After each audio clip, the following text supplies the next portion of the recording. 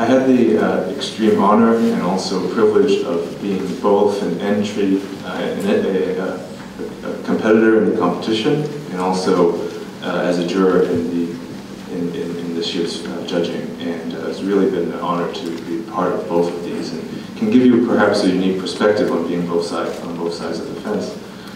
What was interesting from my point of view is that the judging was actually very, very difficult. There was so many great projects, and certainly as being submitting a project for me was definitely more of the fun side of doing a project. And the reason why I say that is because we really believed in our ideas, and certainly as we went into and developed those projects, we ran into a lot of pessimism. We ran into a lot of critique, and we ran into a lot of, well, why won't that work? Why doesn't that work? You know, what is the cost of this particular element, and why is that not going to scale? So all these questions came up, and from our point of view, we continued to believe in the ideas and asked ourselves the question, well, what if this crazy idea actually does work? What would the world be like if it actually did? And so from our team and also from the jury, we continue to encourage everyone here to pursue those ideas, because I think those are really worth pursuing. On behalf of the jury, we would like to recognize as honorable mentions for the 2010 Buckminster Fuller Challenge, Jason McClellan for Living Building Challenge,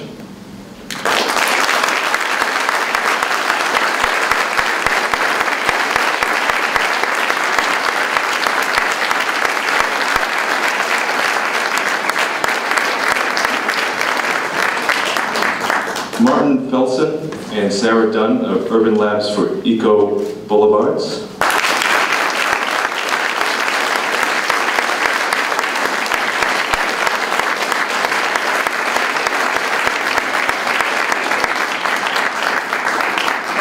Stacy Murphy of BK Farmyards.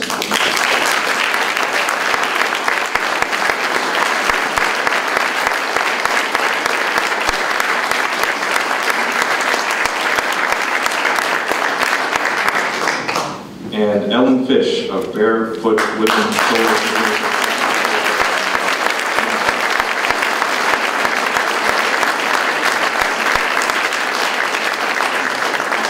Congratulations to all.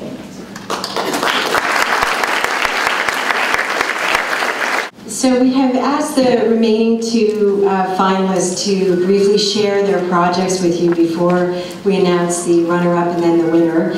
So I would first like to invite Allan Savory of Operation Hope to present his project.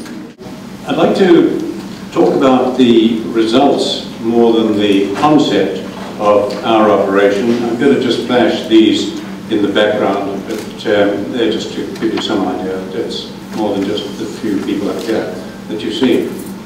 I want to talk about what we're doing on the land and the result, as I say, rather than the deeper concept. We're operating on the principle of holism, and once one understands the holistic nature of the world, as Buggy did better than most people, you would realize that land is not manageable. It would be like me asking you to operate or to manage the hydrogen in water or the oxygen in water. You cannot, you can only manage the water. Land, we've tried to manage for thousands of years, is not manageable. We can only manage land, the people, the culture of the people, and the economy as an indivisible entity, because culture and land are totally tied, as is economy, with all wealth coming from the photosynthetic process. We had land in Africa, but it was deteriorating badly, desertifying badly. This shot is of a typical river in the area, dry, covered in silt. Our river had become dry but for one pool on the place, and we needed to do something about that. What were we to do about it? What tools are available to science to reverse desertification? There are only three tools humanity has ever used over the last million years. Technology, from sharpened sticks to the technology we have today. There is no technology in the world that can reverse desertification. So that was out. We could try fire. That's the other tool humans have used throughout human history. fire is a major cause of desertification and atmospheric pollution, so that ruled that out.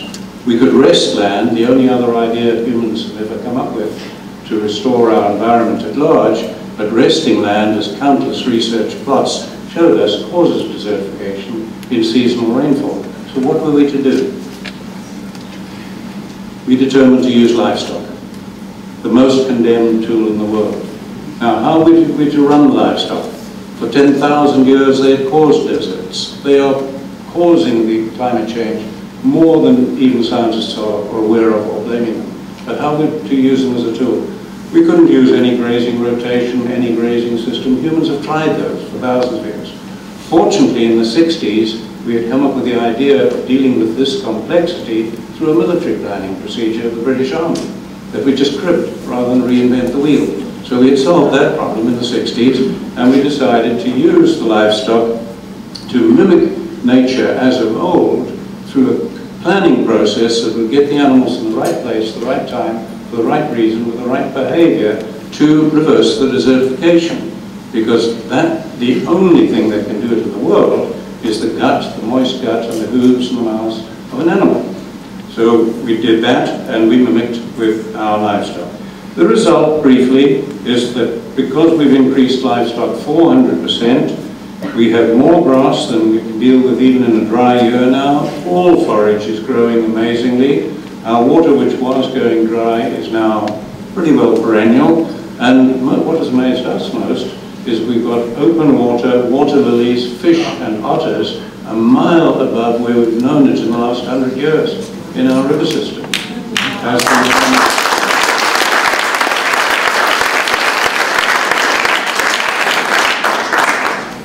Now, we need to deal with predators. We need the predators desperately. That's the only way herbivores and grass and soil can function as a whole. So we had to find a predator-friendly way of running. Fortunately, my son had gone to Angola, seen how people were dealing with man-eating lions, came back with that idea, and we made mats to put around our animals at night. So all our animals come in at night so that we do not have to kill any of the major predators, and we have them all.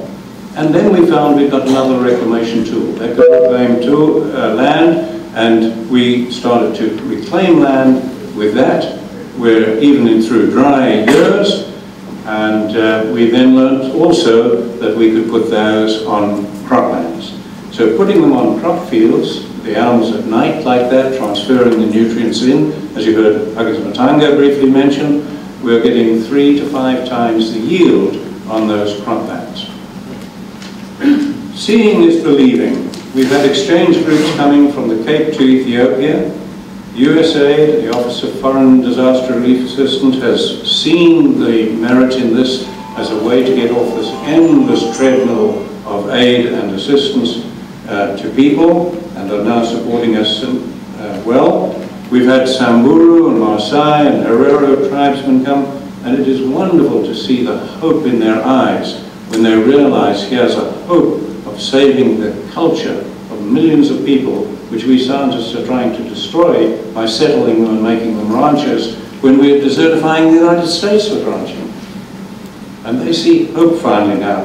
And for me to see the pastoralists, the scientists who visit, and this hope in their eyes, was why I thought of Operation Hope. And from all the wildlife that cannot speak, that are seeing increased cover, food and water and expanding, I express their hope. Thank you.